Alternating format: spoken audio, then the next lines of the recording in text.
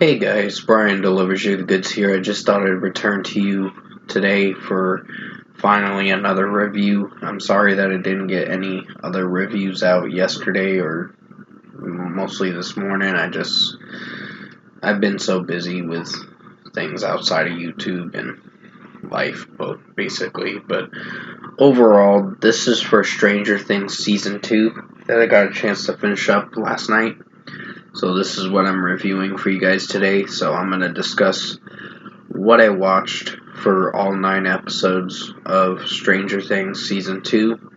So this is another one of the Stranger Things seasons that I'm reviewing just to get ready for Season 5 in late November.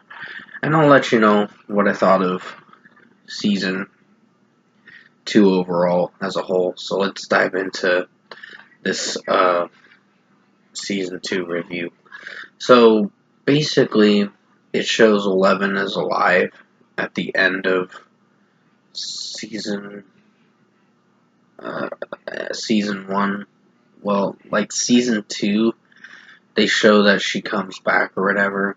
They didn't explain anything towards that at the end of season 1, but they did say that 11 was alive at the first episode of season 2 because Jim Hopper was keeping her um, hidden and all that just for her protection so the bad people wouldn't go after her and try to find her and take her away again. But overall, this season mostly is with Will getting possessed by a shadow monster called the Mind Flayer, and he's like a spy for the Mind Flayer, and you basically think that Will's in there, and for the time he's not.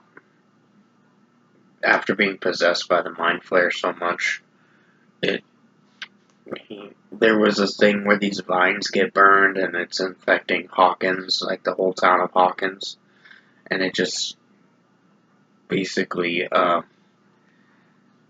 infects that whole town underground and affects the grass, I guess pumpkins or whatever, because it's during Halloween time. But overall, I did enjoy this season a lot. Would I say this is one of my favorite seasons? I think it really is. It's another good season for Stranger Things. Really enjoyed this one. It took me like I was gonna finish this up early,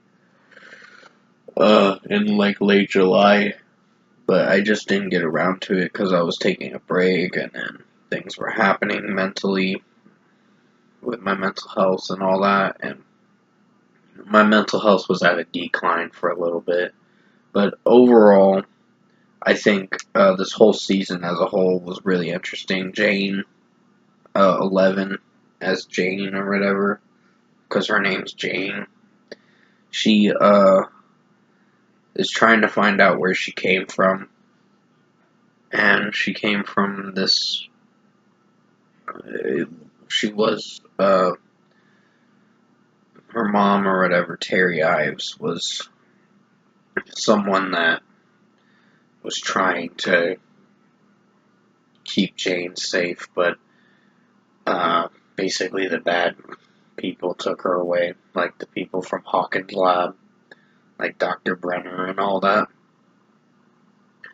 So, pretty much, I think this season was really good from what I watched. There's quite a bit of action moments, and then you have Dustin's pet Dart, um, that apparently is a Demogorgon. You don't think he's a Demogorgon at first, but he actually is. He grows into a Demogorgon dog. And so, Sean Astin was in this season too as well, and so was Paul Reiser. But the casting in this was pretty good, for sure. I think this is one of my favorite shows to watch through and give another rewatch because I did enjoy this whole entire season for season 2. Like, it shows 11, also known as Jane, that basically she runs off goes somewhere else, like into the big city, to find her long-lost sister after she runs into her mother. They show a full episode of that for episode 7, where she runs off into the big city and is finding her long-lost sister, which was number 8 or whatever, and Kali is her name, and she basically hangs around with bad people, and she's kind of breaking the law and all that. So she eventually realizes at the end of episode 7, give me a second, I gotta pause the video. Hey guys, I'm so sorry about that. If you do hear a dog barking, it's gonna be my dog Melly barking. So basically, what I wanted to finish up on for this season 2 of Stranger Things was I really enjoyed it. It was a really good season. Would I say it's one of my favorite ones? I don't know about that, but I think it's a little weaker than season 1, but it's still a strong season for how it turned out. Sean Astin's character, Bob, dies in the 8th episode of season 2, like close to the end of season 2. Like, you think he's gonna get out of the Hawkins lab alive, and then you find out a mop broom or a broom falls down on the ground, and then he has to run away from the demi-dog.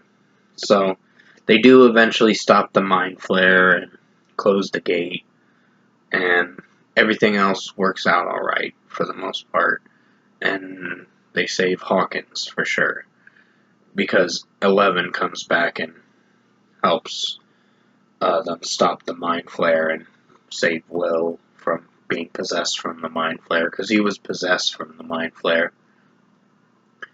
But overall, it was a pretty strong season in its own way. It did very well, held its own. There were a few new characters in this film, like Sadie Sink as Max, and Dacre Montgomery as Billy.